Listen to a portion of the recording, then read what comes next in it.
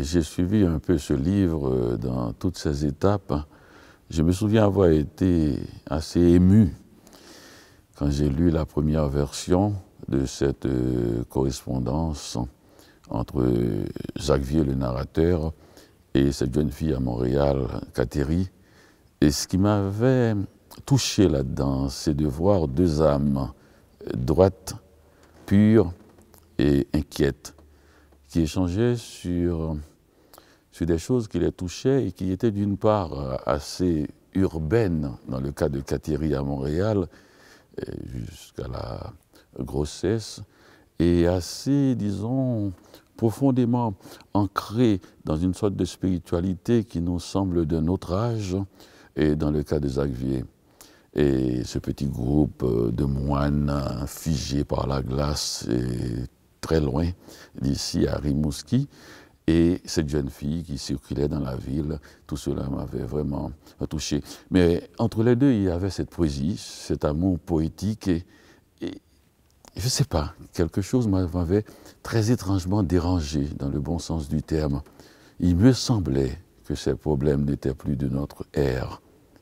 Et j'avais l'impression en même temps que c'était la seule chose qui importait aujourd'hui, de retrouver cette droiture et cette poésie.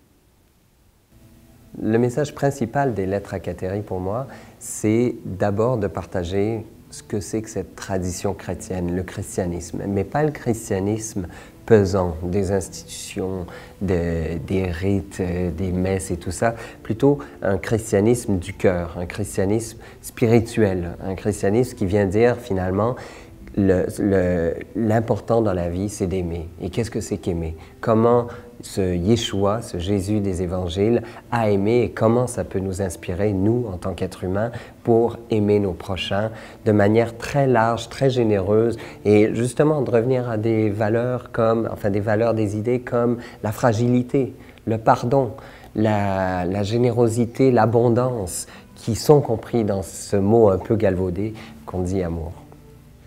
Alors les deux univers de Catherine et de Xavier sont très contrastés. Et en même temps, ces deux univers dans lesquels je me reconnais. Celui de Catherine, c'est un univers justement du monde urbain qui connaît la pluralité, la diversité, qui connaît la vitesse, qui connaît le zapping et tout ça, et qui connaît aussi ce qu'on appelle la sécularisation, le fait qu'il n'y a plus de christianisme qui gère une société et qui se dit aujourd'hui, mais ça sert à quoi ce christianisme? Est-ce que c'est pas une tradition pour nos parents, nos grands-parents et puis nos ancêtres? Est-ce qu'on a encore besoin de religion aujourd'hui? Donc Catherine, c'est vraiment la figure de ceux qui se questionnent sur, mais pourquoi ce christianisme? Xavier, à l'inverse, c'est justement celui qui a choisi de croire que cette tradition chrétienne était tellement importante pour lui et pour le monde qu'il s'y engage au point de donner sa vie pour elle. Et donc, il devient moine.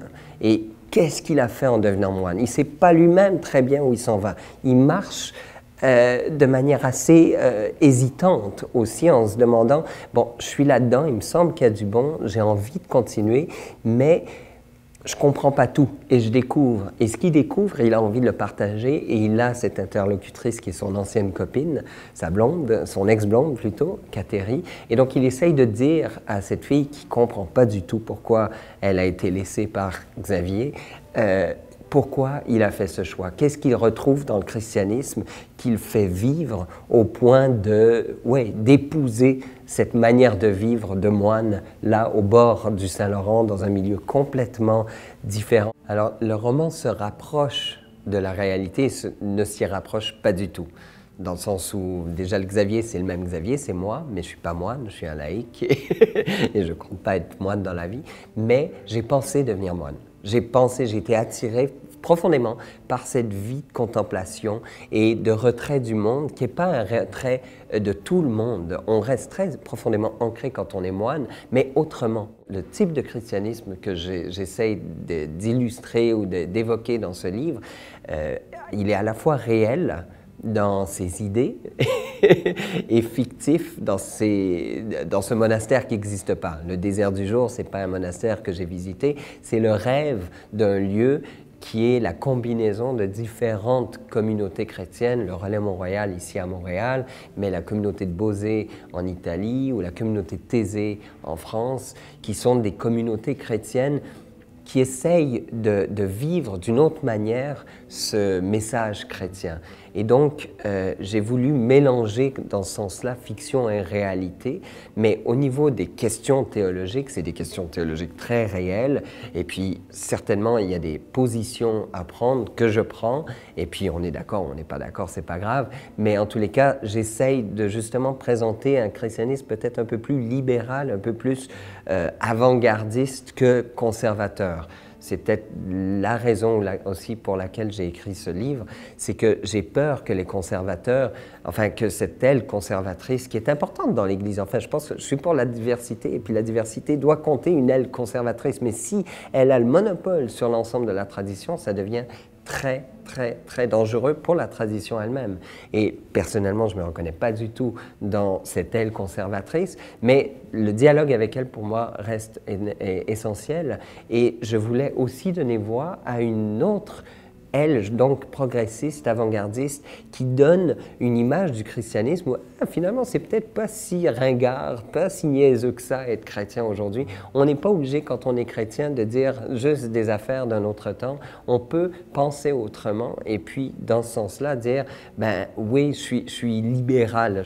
Donc, mon rôle en tant qu'auteur, c'est aussi rejoindre le rôle que j'estime avoir en tant que théologien. Après 15 ans de travail dans le domaine, oui, j'ai le droit, je crois, de donner une parole autre que celle d'une église ou d'un clergé institutionnel. On dit souvent que l'église appartient aux baptisés. Je suis baptisé. Comment on s'approprie cette église, cette tradition chrétienne? Comment on la vit? Il me semble qu'il y a un manque aujourd'hui des laïcs à justement prendre en main. Le problème, c'est qu'en le prenant en main, peut-être qu'on n'est pas forcément d'accord avec ce que, on appelle ça le magistère, avec ce que les autorités romaines vont dire. Et en même temps, pour moi, c'est très important aujourd'hui de faire advenir ce débat aussi à la fois à l'intérieur de l'Église, mais dans l'espace public. Je sais qu'il y a difficulté, on a peur du scandale des petits en disant non, non, non, il ne faut pas discuter de certaines choses en public. Jean-Paul II a eu un moratoire sur justement le diaconat ou l'ordination des femmes. À mon avis, c'est un problème. Il faut en discuter, sinon c'est une insulte à notre intelligence que Dieu nous a donnée de ne pas pouvoir discuter de ces questions-là. Donc, en tant que théologien, je prends ma responsabilité de partager une autre vision, que je ne prétends pas être la vision du christianisme, mais que je soumets et que je soumets dans le sens je partage et avec laquelle j'aimerais entrer en dialogue avec d'autres. Comme on dit dans certains milieux, c'est croire les yeux ouverts. Et c'est important aussi parce qu'on a une raison, on a un esprit critique et c'est pas vrai qu'il faut l'éteindre. La tradition catholique là-dessus est très claire. Foi et raison sont ensemble, c'est clair mutuellement. Et donc, à un moment donné, il faut entrer dans cette réflexion jusqu'au bout. Donc moi, en tant qu'auteur, je veux aussi entrer dans cette réflexion, mais pas au nom. Je prétends pas être représentant. Je prétends juste parler en ma voix personnelle, individuelle, d'auteur et apporter une pierre de plus à ce pèlerinage qu'on effectue ici.